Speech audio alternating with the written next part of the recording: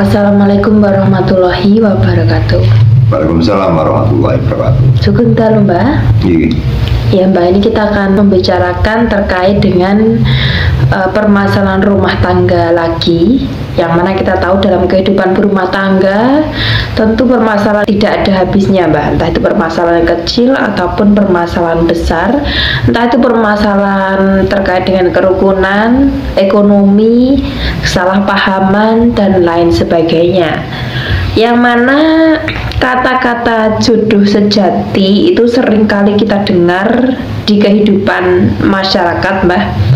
Tapi yang namanya jodoh yang sejati ini sangat sulit sekali kita prediksi atau bahkan sulit sekali kita temukan. Misalkan ada orang berpuluh-puluh tahun, Mbah, mereka rukun selalu, atau mungkin kalau misalkan ada permasalahan segera bisa diselesaikan, tapi itu tidak menjamin rumah tangga tersebut langgeng hingga akhir hayat. Pasalnya banyak orang-orang yang curhat kepada kita, yang mana jenengan pun juga dimintai tolong untuk membantu menyelesaikan permasalahan rumah tangga itu sejak tahun 1990-an, Bang. Hingga saat ini pun ternyata permasalahan rumah tangga ini tidak ada habisnya. Yang mana setelah kita pelajari, Mbah, ternyata orang-orang yang berumah tangga hingga berpuluh-puluh tahun itu tidak menjamin bahwa mereka adalah jodoh sejati. Dalam arti orang yang sudah memiliki anak cucu, Mbah, bahkan dulunya mungkin sudah menikah, itu pun bisa bercerai, Mbak. Ini gimana ini, Mbak, pandangan jenengan, Mbak? Ya, karena banyaknya halangan atau godaan, bahwa apalagi di zaman-zaman seperti ini, seperti halnya gangguan-gangguan yang bersifat yaitu media sosial, atau bisa juga banyak gangguan yang disebabkan karena pribadi atau karakter orang tersebut. Sehingga kesimpulannya tentang orang berumah tangga itu memang susah sekali untuk mempertahankan. Kalau kita mencari istri, mencari suami itu dengan mudah-mudah saja. Yang paling sulit adalah mempertahankan, karena mempertahankan itu seharusnya mereka harus bersiap siaga, baik ekonomi, kemudian moral, termasuk dengan kekuatan hati yang tulus, hati yang bersih. Sehingga kasus-kasus perceraian, kasus-kasus perselingkuhan itu tidak bisa dipandang dalam satu faktor saja, misalkan dari ekonomi atau dari hal-hal yang lain, karena gangguan ombak-ombak badai yang ada di rumah tangga banyak sekali, yang mana akan mengguncangkan dalam kehidupan, yaitu kerukunan dan kedamaian.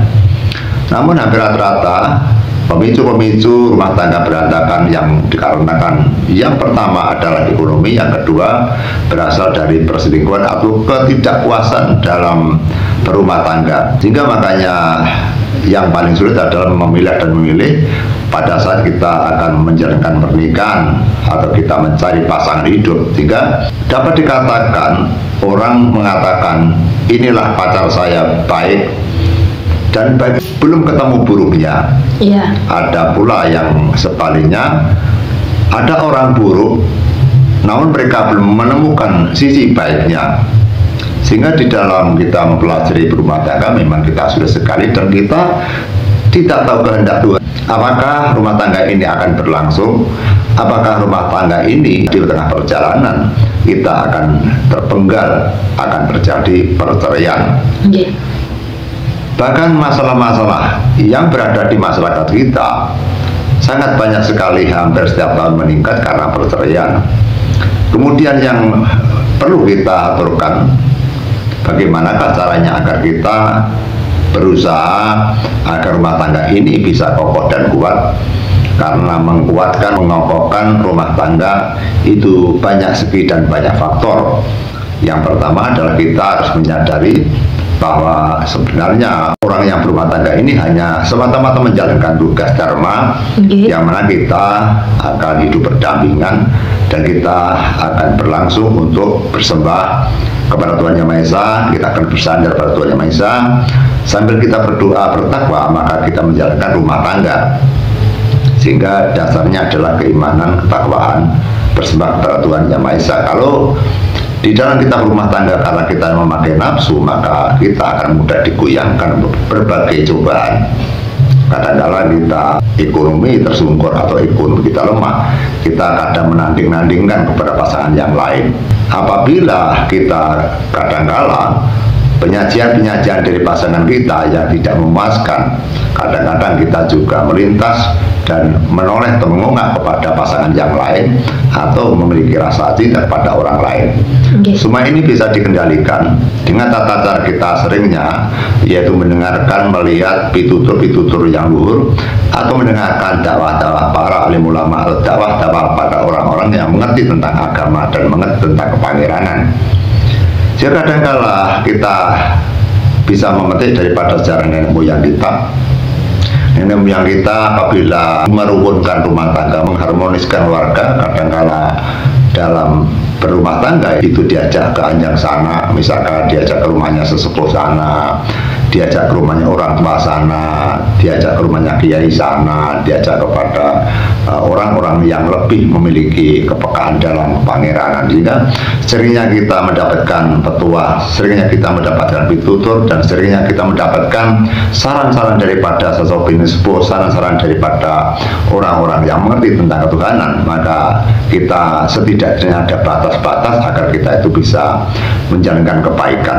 Apabila kita untuk mengendalikan rumah tangga, hendaknya kita harus mengutamakan pengertian, karena kadang-kala dalam rumah tangga banyak sekali yang tidak berpengertian. Misalkan dalam suami yang bekerja, istri yang ada di rumah, dianggap istri itu enak-enak saja yang ada di rumah.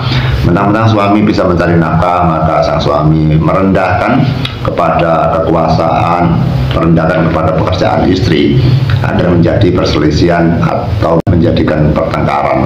Misalkan ini ada orang yang sedang diterpa dengan masalah keluarga, tapi dia belum bercerai, Mbak. Tapi kita bisa berharap agar permasalahan semua orang bisa selesai, namun kita berpacu kepada kodrat dan irodat. Kalau bahasa Jawa mengatakan kridane ati tan bisa bedah kutang, pasti budidayane manusa tan bisa ngumpuli garis kang kawoso. Sehingga kita tetap berusaha agar bagaimana apabila kita terjadi rumah tangga kita berantakan, kita menancapkan bendera berdoa, karena kita harus bisa melihat kepada keturunan kita, anak, menantu, cucu kita. Kalau kita sudah berusaha maksimal, ternyata tetap rumah tangga ini berantakan, kita pasrahkan pada Tuhan. Mungkin kita masih disadarkan oleh Tuhan, mungkin kita masih diberikan cerita-cerita yang lebih panjang lagi, sehingga kita pasrah kepada Tuhan Yang Maha Esa. Namun dengan kepasrahan itu kita harus berusaha berbagai daya